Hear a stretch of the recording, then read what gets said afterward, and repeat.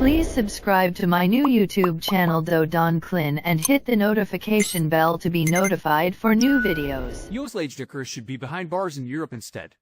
The convicted drug lord is partying with Sierra Leone's elite. The criminal's ties to the West African country's leadership are now so strong that European police are all but powerless to bring him home, an investigation reveals. The internationally wanted cocaine kingpin Jos Lejdekers is in high spirits as he hands out gifts at the birthday party of one of Sierra Leone's top officials. At an exclusive restaurant overlooking the coastline of capital Freetown, the Dutch-born Lejdekers passes a wrapped gift to Olusegun Kane, the head of the immigration service in the West African nation. As a joke, the convicted felon then takes a watch from a table of presents and dangles it in front of Kane. An amused Andrew J. Kaikai, the chief of Sierra Leone's anti-drugs agency, watches on. In the newly surfaced video of the glamorous 50th birthday event, which appears to date from last year, Lejdekers is wearing a black and gold patterned Versace shirt. The 33-year-old is clearly on excellent terms with the leadership of one of the poorest countries in the world. He prompts laughter and applause, and shares enthusiastic handshakes with the birthday boy Kane. But European officials would like to see him in a very different setting behind bars.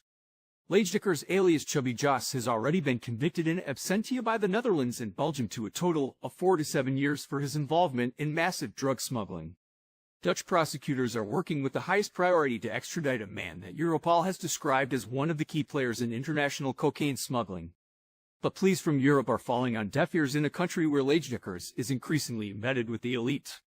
An investigation by Follow the Money and the Dutch newspaper Algemeen Dag led evidence of Lejdekers' proximity to power in Sierra Leone has been building up since Follow the Money.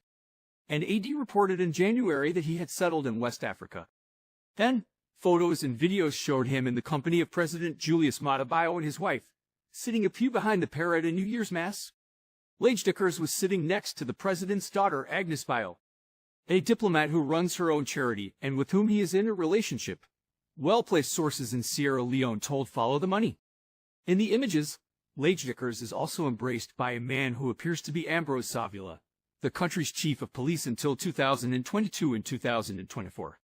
A Dutch court found Lejdekers guilty of planning several major drug smuggling operations and of commissioning an assassination attempt on a criminal opponent. He was sentenced to 24 years in prison, but that sentence was handed down in absentia because he had already fled the country.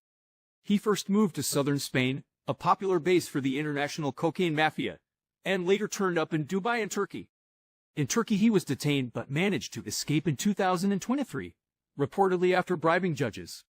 His whereabouts were unknown until he resurfaced in Sierra Leone.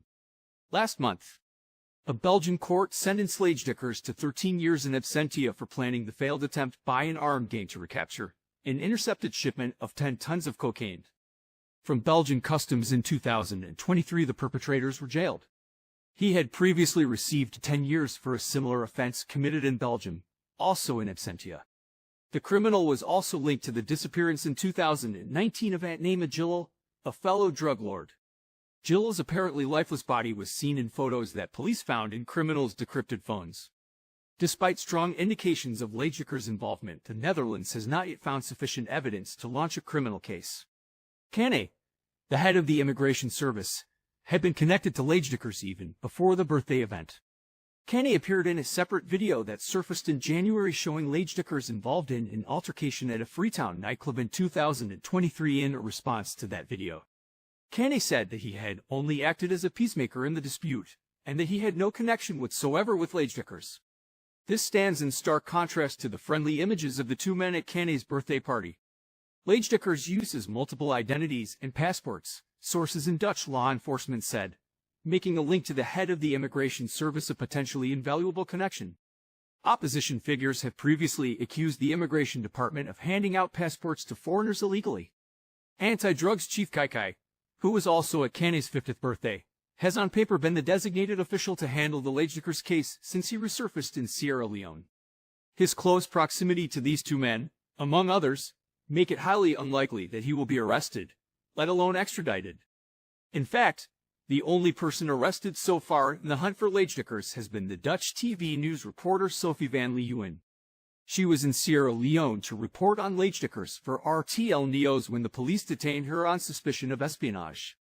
They confiscated everything: passport, phone, camera. "We've got her," I heard.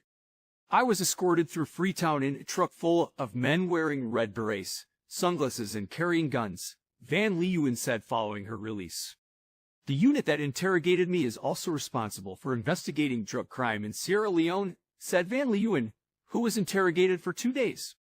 The Netherlands said it was using all tools at its disposal to bring back Leijdekkers to face justice and has contacted other countries in West Africa in relation to the manhunt. "We have informed Guinea, Liberia, and Mali of Jos Leijdekkers' red notice," a spokesperson for the Public Prosecution Service said. The Dutch Minister of Justice David Van Wiel meanwhile said this week that he had spoken to his Sierra Leonean counterpart concerning the case. "Criminals should not be given free rein anywhere," he said in a statement following the call. For background on the story, Follow the Money, and AD spoke extensively with sources in Sierra Leone and within the Dutch Investigative Services. The Public Prosecution Service in the Netherlands, as well as Alusine Kane and Andrew J. Kaikai in Sierra Leone, were asked for their response. There was no official response from Sierra Leone. For security reasons, Follow the Money and AD are not revealing the original source of the video showing Leijdekkers at Kane's 50th birthday party or how it was recorded. The video was checked for authenticity and examined with facial recognition. 100% certainty can never be given. But there is absolutely nothing that gives me the impression of a deepfake video, said AI expert Jarno Duursma. Jos Leijdekkers' lawyer, Guy Wesky, said when contacted for comment, "The most recent developments and publications about my client based on and verified sources seem to be aimed primarily at increasing international pressure now that apparently all legal means have failed to produce results. In that context, it is questionable whether what is being stated here is actually correct, or whether it concerns possibly exaggerated fabrications to force a sovereign country to do something."